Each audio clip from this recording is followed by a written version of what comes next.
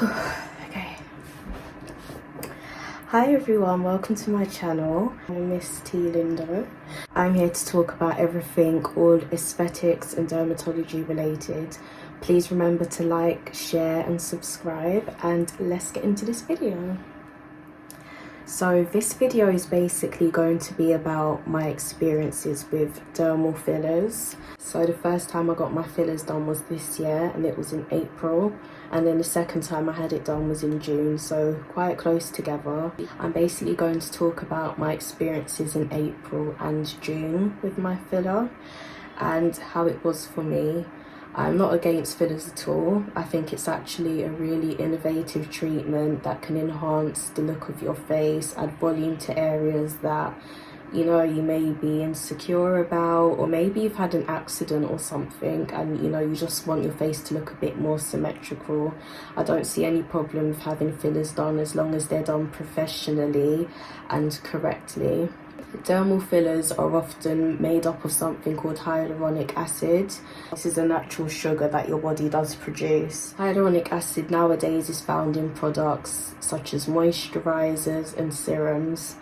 The difference between serums and having hyaluronic acid actually put beneath into deeper layers of your skin, which happens when you get filler done, is that with filler it's more direct and obviously it's instant, you know, the volume can show straight away, whereas with serums, you know, it can take, you know, months if you've got like a really high concentration one, or even years.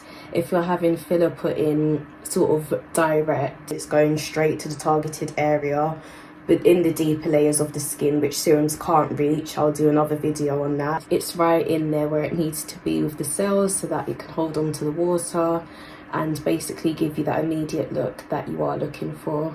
The aging process does start around the ages of 21 to 22. So if you do start around that age, I don't see a problem with it at all. So I have a double chin.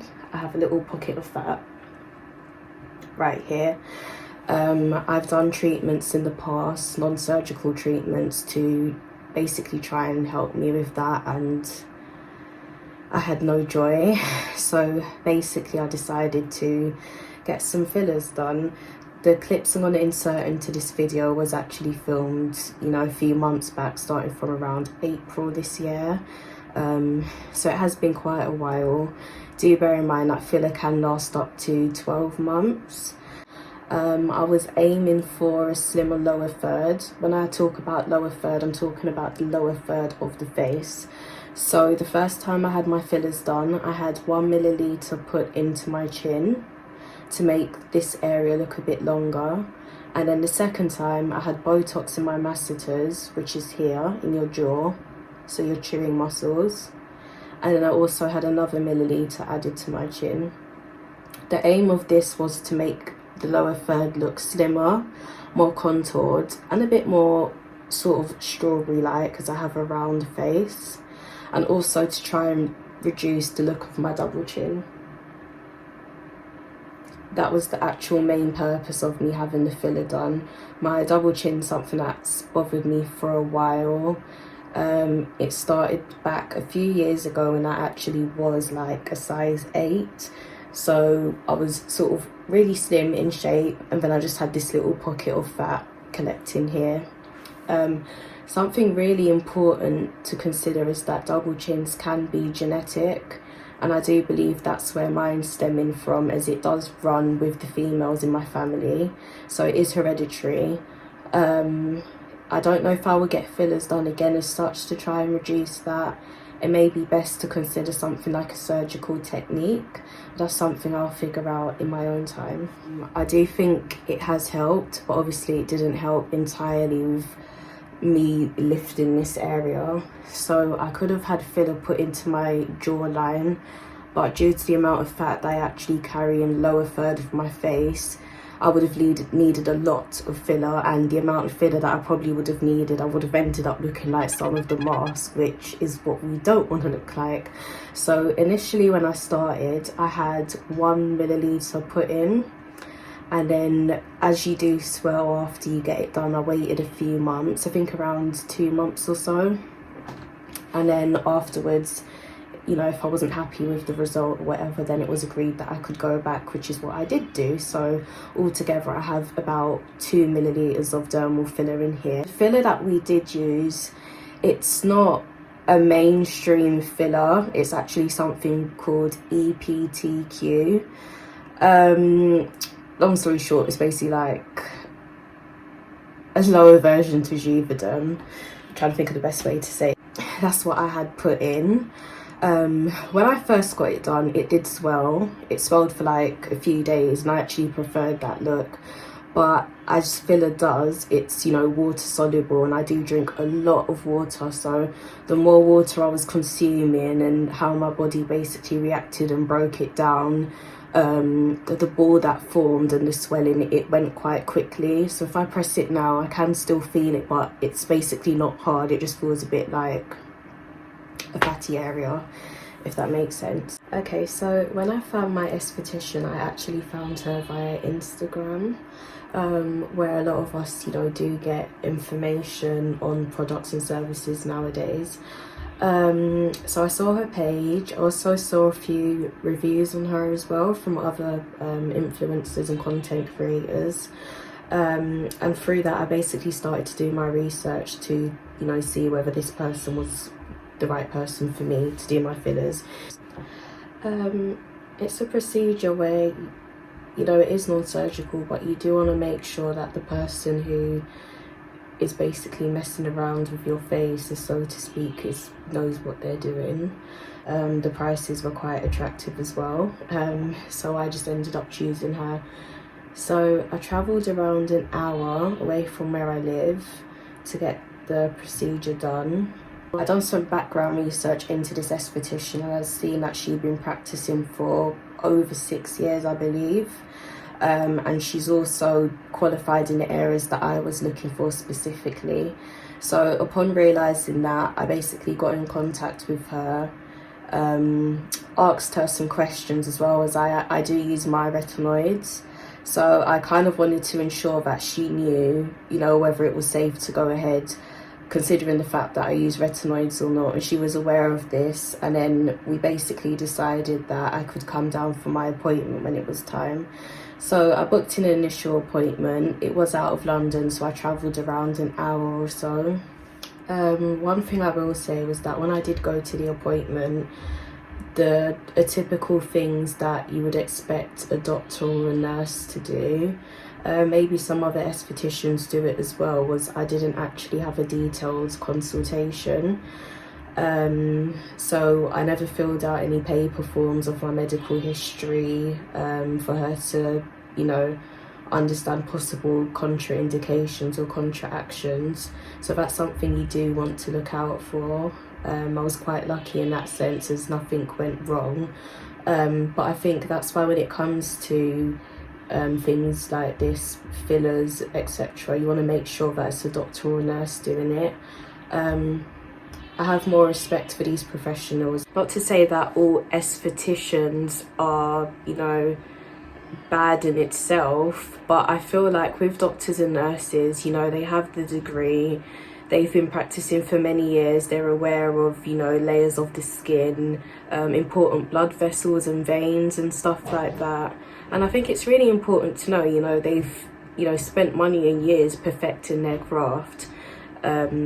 It's not something that could be learnt in just a day, and that's a problem that I feel like is happening quite a lot nowadays. There's a lot of day courses being offered teaching people, you know, to how to inject fillers and stuff like that, and I just don't feel like it's right, as when things go wrong, you know, people don't really have a leg to stand on. And that's why it's so important that you do your research and you make sure you go to a trusted professional who, you know, knows this area inside out, they know what they're doing, and they can make sure that you're safe as a person as well.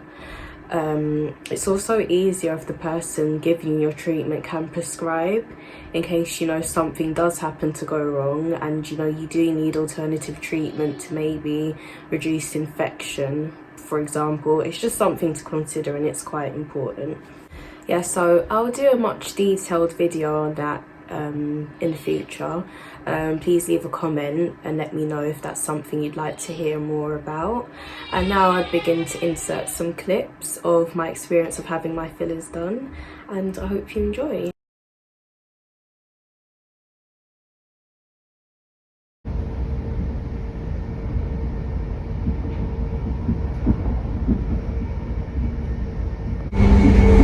So it's 3 o'clock and I'm currently on my way to my appointment. Outfit for the day, on my way to St. Albans.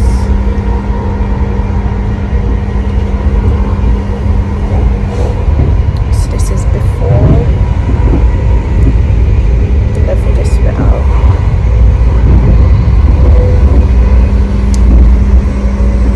Yeah, see you soon. Currently on my way to my appointment. We're going all the way to St. Albans. This is outfit for today.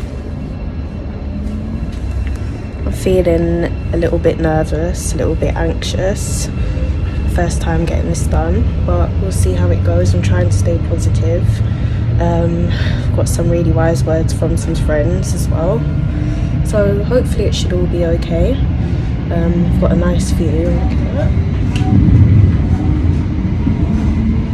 Starting to rain. I'm hoping that that's good luck. And then yeah, so I'm planning to basically get rid of this, which has bothered me for a really long time, and then level out this area a little bit. And I still want to, you know, look like me and embrace having a rounder face, but just get rid of this basically, because like I said, I've tried stuff in the past. I'll probably do another video on that.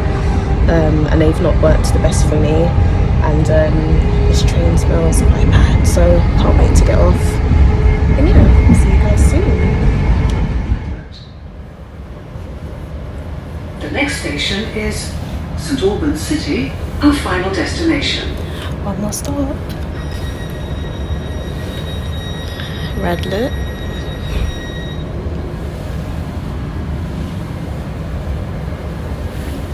See how this goes.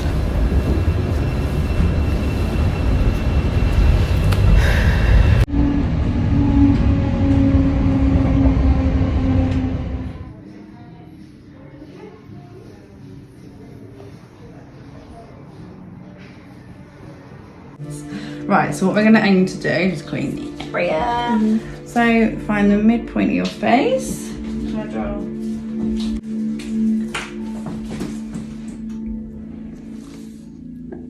Midpoint. Wonderful.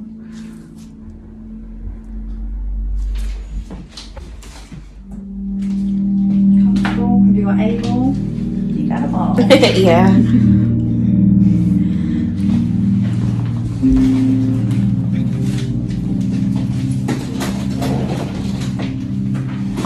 I'm scared now. Like, honestly, this is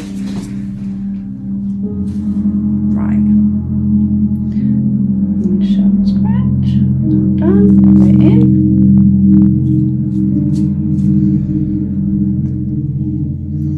So it just might feel a little weird, a little tingly. How does that feel? You alright? So we're just slowly putting the product in. Tingle now. Yeah. It's just a hard one. I think it's just a bit of a strange area. It's not really an area you've ever really had anything before.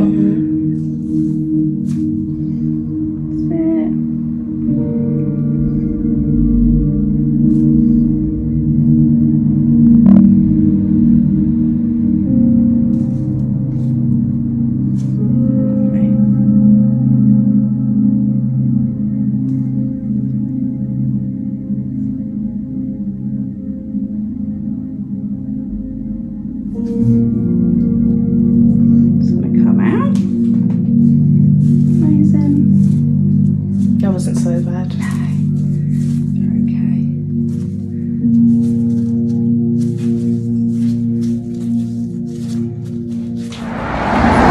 So I've just finished my appointment. These are my results.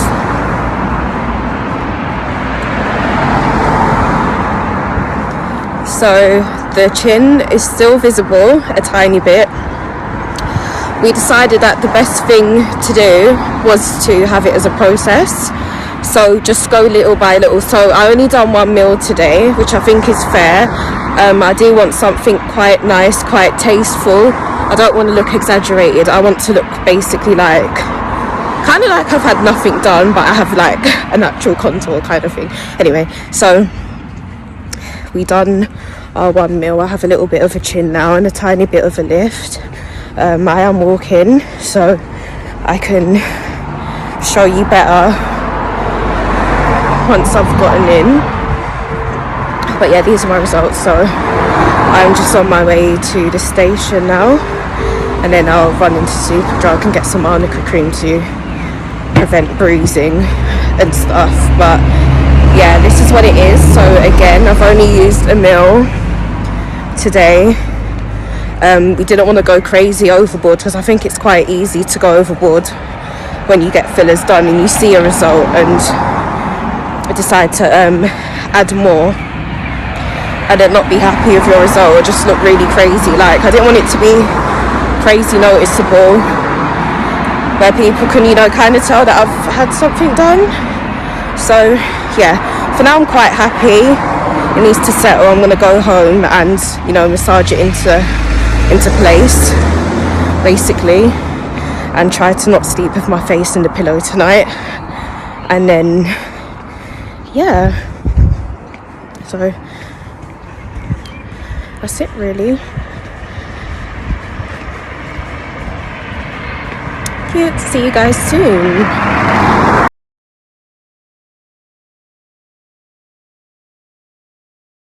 Yeah, so the second time that I went to get filler was in, I think, end of May, beginning of June. So I had another milliliter added to my chin area, and then I also had something done called aqualyx, which is fat burning injections. So I had that done in my chin area, and you know, obviously that was basically to burn the fat in my chin. And the swelling is really bad, like really bad. Like, I stayed in my house, I didn't go anywhere. Our mum was making a joke. She basically said it looks like I swallowed a tennis ball, and it actually did. But the thing with aqualyx, I think it works with some people and some people it doesn't. For me personally, I just feel like it didn't work. I don't know if I've got resistant fat in my chin. I do believe my double chin fat is genetic. Of course, that didn't exactly work in my favour. This was all done by the same esthetician as well. She was really lovely, really friendly, really honest as well, which is what you need when finding a good esthetician. Someone that can, you know, tell you that, you know, when to stop with the amount of, you know, filler or something you're getting, and what really is going to work and what's really not going to work. It was quite clear that she wasn't just after my money, which is something that I really appreciated. But yeah, in the end, because of this extra fat, although I have slimmed down towards this area, it has given an illusion of a bigger chin. Yeah, leave comments, tell me what you think, be kind, and I hope you enjoyed this video.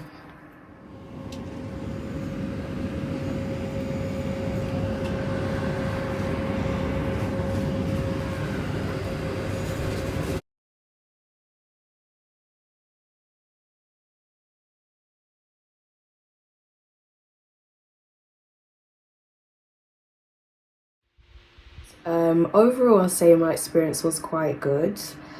I would get it again for other areas of my face. Let's remember the aging process does start from ages, I believe, 22, so quite early. So if you're wanting to sort of prevent and, you know, block wrinkles from forming and stuff, I think it is okay to start beginning to feel in your early 20s. But don't just do it just because I said, you know, like, you don't have to do it. But, you know, if it's something that you're open to, and maybe there's areas of your face that you want to enhance, so you're not too happy with, then I don't see anything wrong with wanting to go out and, you know, do what you want to do. You know, you work for your money, and if you want to fix something about yourself, it's making you feel really insecure and unhappy, then just do it. When you speak to people about filler, they have all these sort of misconceptions due to, you know, maybe people who have gotten filler and it's come out completely wrong or completely exaggerated. But I think, you know, if you start off doing it and you go for quite a tasteful look, then there's nothing wrong with that at all. I think that's exactly what I did.